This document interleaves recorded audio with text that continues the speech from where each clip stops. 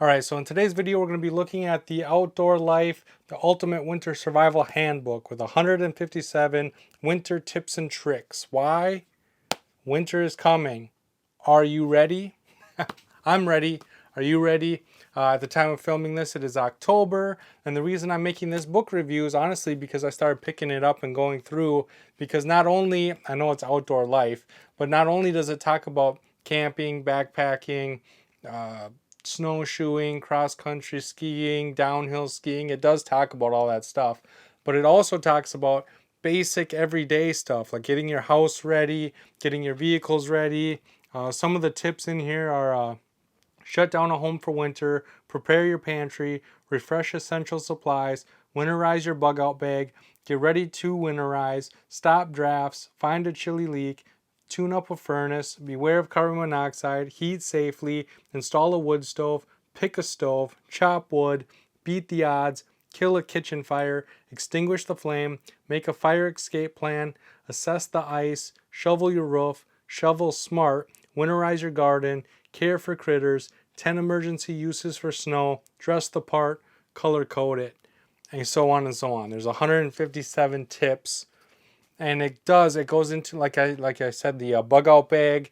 It talks about your vehicle, how to get your vehicle prepped and ready to go for winter, how to drive on icy roads, how to drive in a whiteout blizzard, there's so much information in this book.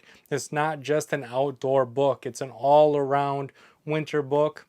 And I highly recommend it. There's a lot of good information in here. There's so many things in here. I live in Minnesota, right? And so there's a lot of this that is just common sense because I kind of grew up with it. But there's still things in here that I never really considered. I never really thought about. One of the things is like a fire plan, right? When your house starts on fire and you need to evacuate, well, I can just go to the backyard or into the road. But if it's negative 40 degrees out, I don't want to be standing in the backyard or in the road. You know what I mean? I don't want to be standing out in those elements. And so being able to call a neighbor and say, hey, if something happens to you, you're welcome to come over. If something happens to me, I'm welcome to come over there, so that if there is a fire, if there is some reason that I can't be inside my home and it's freezing cold outside, I have a place to go that's going to be heated.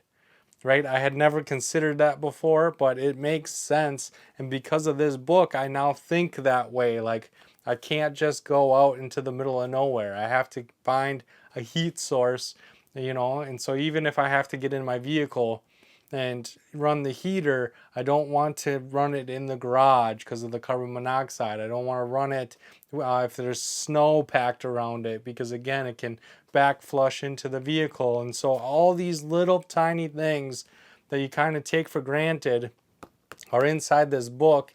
And common sense is, I feel, the most easily forgotten, right? It's the most easily just taken for granted because it's just common. Everybody knows it. Everybody understands it. You know what I mean? Well, not everybody does. And not everybody thinks as clearly of those little tiny details, right? This goes through the tiny details. This goes through all the common sense stuff that people that deal with winter every year go through, and what to do and what to prep and what to prepare. So if you're somebody that's moving into a cold weather environment, I highly picking up this book first and going through it and seeing if you still want to move into cold weather. If somebody lives in cold weather, I highly recommend this book because it's going to get you more prepared. It's going to get you thinking outside that box. And even if you don't live in a wintry environment, I know Texas had a snowfall. I know California had a snowfall that really hurt a lot of people because they didn't know how to handle it. This book would have taught them how to handle it. And so this is highly recommended to me. I will link it in the description box down below. I bought mine on Amazon, so I'll leave an Amazon affiliate link. And this is my favorite winter book. Even if you don't read the wilderness section, if you're not an outdoorsy person in the winter and you just skip that part, it's still worth the money. If you are an outdoors person and you don't want the emergency, like snowstorm stuff, like a lot of the emergency stuff isn't like outdoor or anything. It's like if you're driving and there's whiteout conditions, like, well, how do you deal with being pulled over on the side of the road, right? It's a lot of stuff like that. So even if you skip that section, there's still a lot of really good information in here. So with that being said, thumbs up this video if you like it. Leave a comment down below if you have any experience with winter survival or dealing with harsh winters. Leave your story in the comment section, and I can't wait to see you on my next video.